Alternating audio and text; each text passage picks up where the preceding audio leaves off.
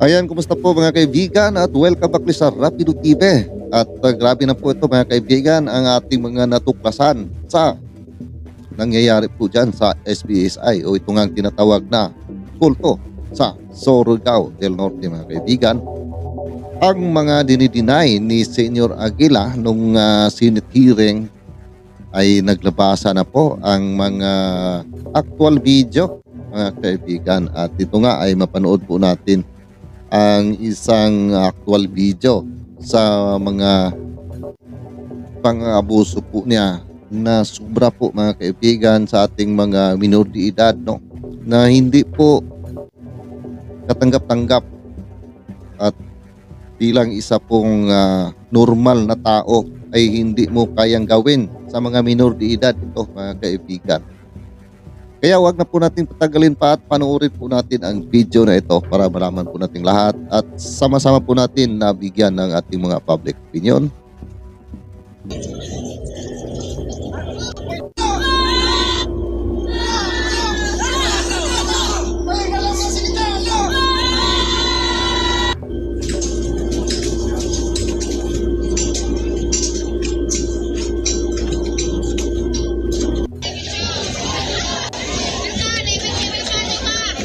Dito. Yan. Mga bata.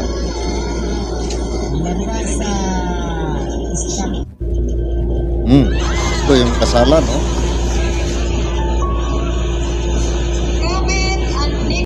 Ipilang ka mga ehersisyo. Diyog!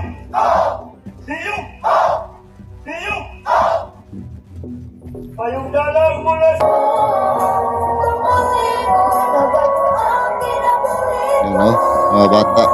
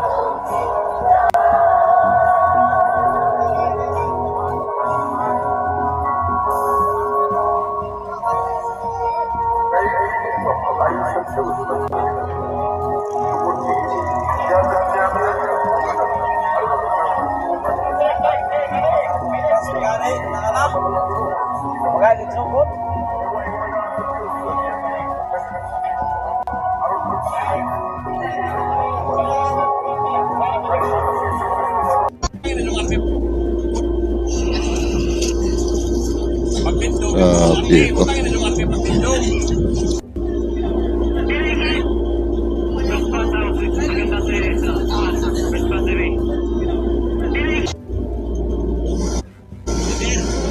So yan mga kaibigan, no? Napanood po natin itong video na ito na ito nga yung mga aligasyon laban po kay Senyor Aguila nung mayroong ginawa po na Senate hearing, no? At lahat po ng ito ay dinideny po niya na wala pong nangyayari na ganito daw mga kaibigan sa SBSI, no? Pero ito na po, no, ay naglabasa na po ang mga ebidensya at mga actual video nga ito, no, nung ginawa po nila ito doon sa SBSI mga kaibigan. Dito, no, sa video na ito mga kaibigan, nakikita po natin yan, no, ang mga bata na ito na nag-akot po, no, ng buhangin mga kaibigan. So grabe po ito mga kaibigan, no, na ginawa nila sa mga bata na sa murang edad, no, na siguro nasa mga 7 years old siguro ito mga kaibigan, no, sa tiyansa ko 7 o 8, no, mga ganun po ang siguro ang edad nito. Pero ayan po mga kaibigan, no, pinahahakot na po nila ng mga buhangin, no.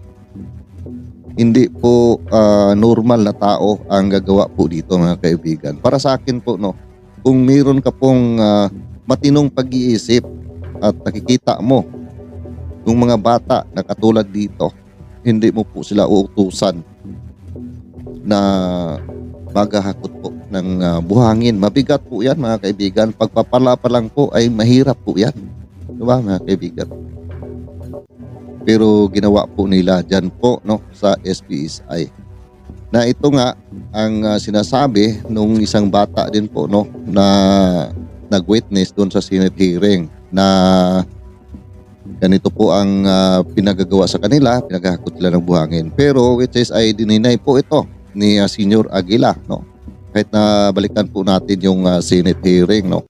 Dinidinay po niya wala daw pong ginagawa na katulad dito mga kaibigan. Pero ito nga ang patunay ngayon. So ano pa ang lusot nila ngayon mga kaibigan dito sa mga video na ito. Di ba? So parang-paro po ang pang-abuso na kanilang ginagawa sa ating pong mga kabataan dyan po sa SBSI no?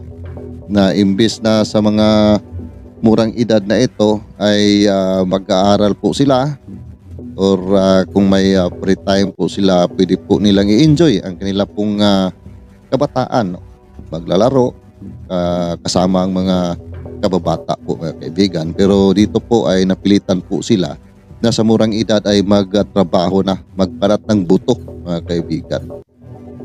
Grabe po no, grabe po ang mga pangyayaring ito na hindi po ito gawain ng isang normal na tao na utusan mo ang mga bata na minor edad mga kaibigan. At dito nga no, sa makikita natin dyan no, yan. Ito po no, mga bata din po no, halos po karamihan dyan ay mga batang babae po mga kaibigan no, na binibilad po sa init. Hindi lang po basta-basta ang binibilad mga kaibigan. Kung napansin po ninyo ang litrato na yan no, makikita po natin na nakaharap po sila sa araw no, pinapaarawan po sila. Pero yung mukha nila, kung napansin po ninyo mga kaibigan, parang pinatititigan po nila yung pong araw mga kaibigan. No? Doon po sila nakatingin talaga sa araw. So, sa mga ganito po na pangyayari mga kaibigan, maaari po na mabuta itong mga bata. Dahil ang araw po mga kaibigan ay sobrang silaw po yan. At direct po nila na tinititigan ng araw. Kitang-kita naman po natin no, sa kanilang mga mukha. Yung iba nga ay parang hindi kinaya. No? Masakit po yan. Lalong-lalo na sa mga ganito na mga bata pa lang na pilitin mo na para bang ang ginawa po na dito mga kaibigan no, ay isang ehersisyo daw ito mga kaibigan. Ganito ba ang ehersisyo na dapat gawin na kahit po sa mga paaralan mga kaibigan, lahat po naman tayo ay nakaranas din po no sa mga ehersisyo sa paaralan. Tuwing umaga po yan, pagkatapos ng flag ceremony, mayroon pong ehersisyo no. Halos po lahat ng paaralan sa atin dyan sa Pilipinas, di ba? Pero wala pong mga katulad na ganito na titigan mo ang sikat ng araw mga kaibigan. Dahil hindi po yan kakayanin ng ating mata sa sobrang silaw po ng araw mga kaibigan. Kaya ay maaari po tayo mabuta, di ba? Pero dito po, ginagawa din po nila dito mga kaibigan. Kaya nasabi ko po na hindi po normal ang tao na gagawa po dito. Kahit na may mga edad na yan mga kaibigan, hindi mo po yan dapat gawin na patitigan mo yung araw. At narinig ko din ito sa Senate hearing na mayroon nga nangyayari na ganito na patitigan daw sa kanila yung araw mga kaibigan. So ito na nga no, ang mga patunay. Patunay po ito na talagang ginagawa po nila sa SBSI mga kaibigan, di ba?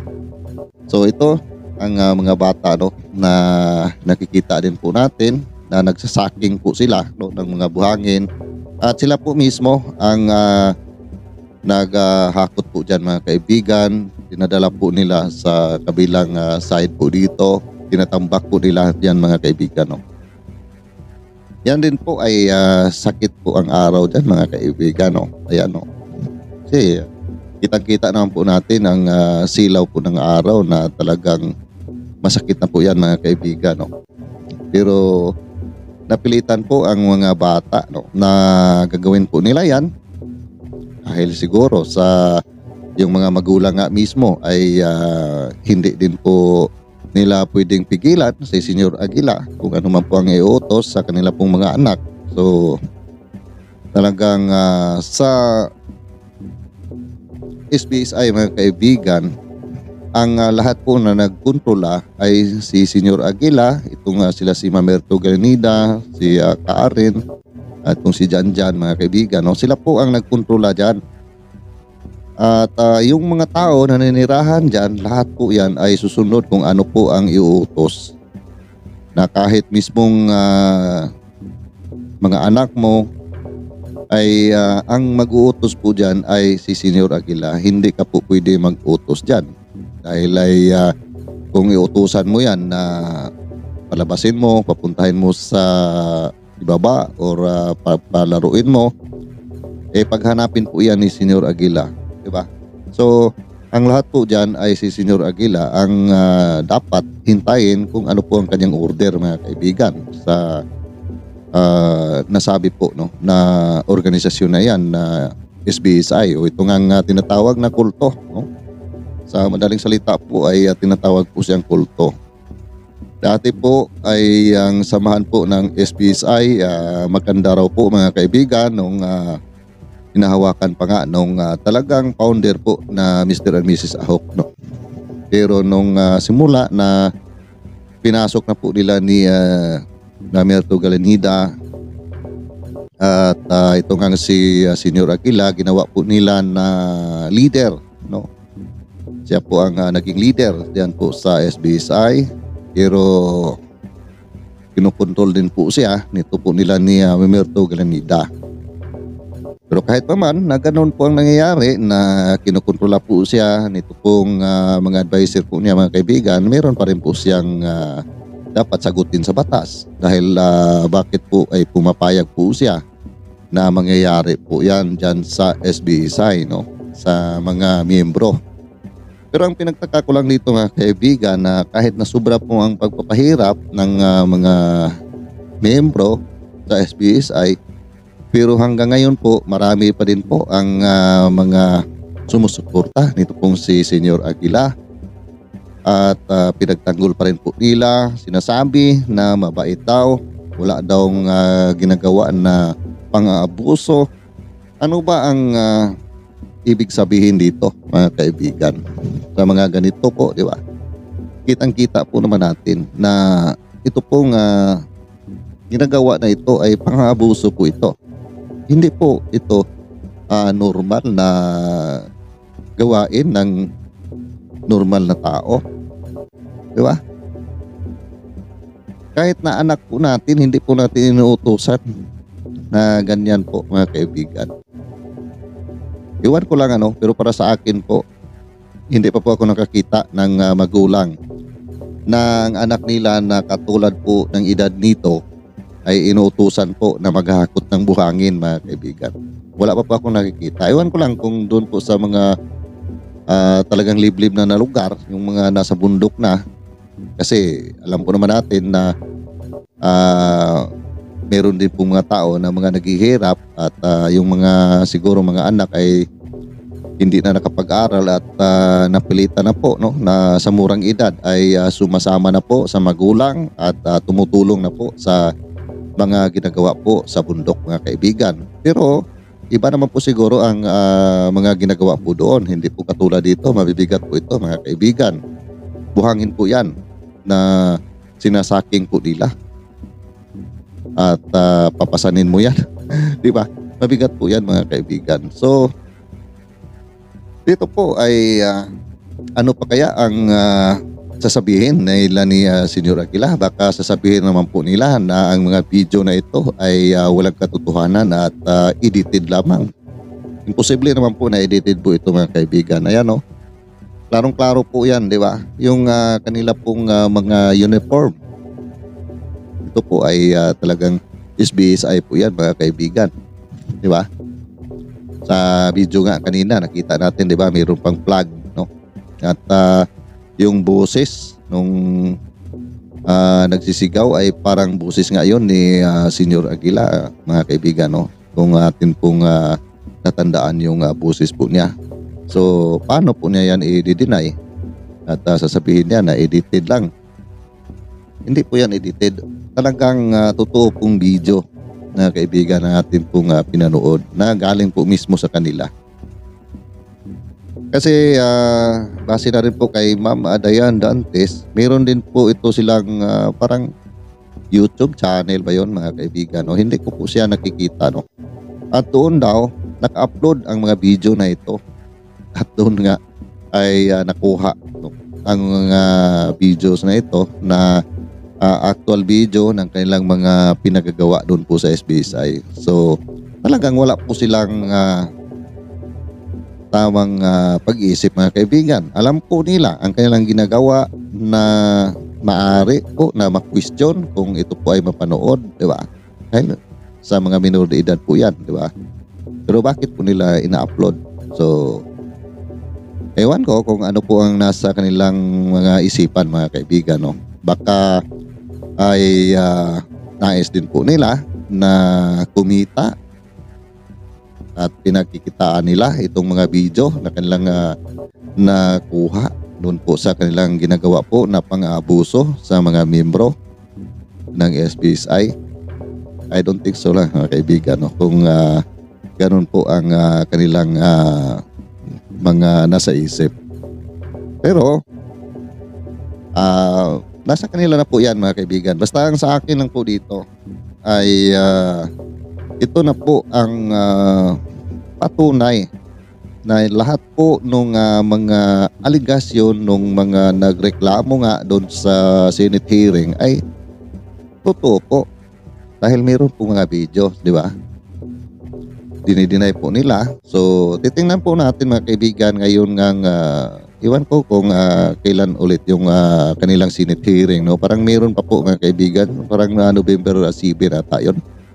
So kung mayroon po, titingnan po natin mga kaibigan kung itong mga video na ito ay mapiplay ba doon sa Senate hearing at direct na maitanong po sa kanila kung ang video na ito ay bakit nangyayari po sa SBSI.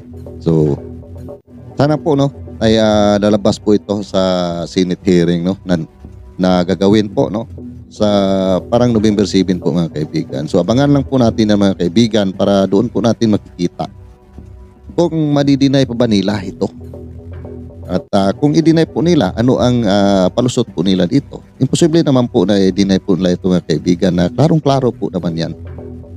Hindi po yan edited, hindi po yan gawa-gawa no, na video na yan. Talagang nangyayari po yan sa loob po ng SBSI. So yan po ating abangan mga kaibigan. At hanggang dito lang po muna tayo no. Kung ano man po inyong mga opinion o public opinion dito, komento, paki-comment na lang po sa ating comment section mga kaibigan no. At kung nagustuhan po ninyo ang video na ito, paki-like naman po at maaari ay paki-share na rin. At ako po no ay magpapasalamat muli sa inyong patuloy na pagsubaybay, pagsuporta sa aking mga ginagawa po ng mga reaction video, mga news update. At sa ating mga kaibigan dyan, Luzon, Visayas at Mindanao. Ayan, maraming salamat po sa ating mga ka-OFW. Ayan, mag-iingat po tayong lahat no, kung saan man po tayo naroon. At ako po muli ay magpapasalamat sa lahat-lahat po na inyong pagsuporta. At sa iyo po sa next video ko. God bless all of us. Palagi lang mag-iingat saan man tayo naroon.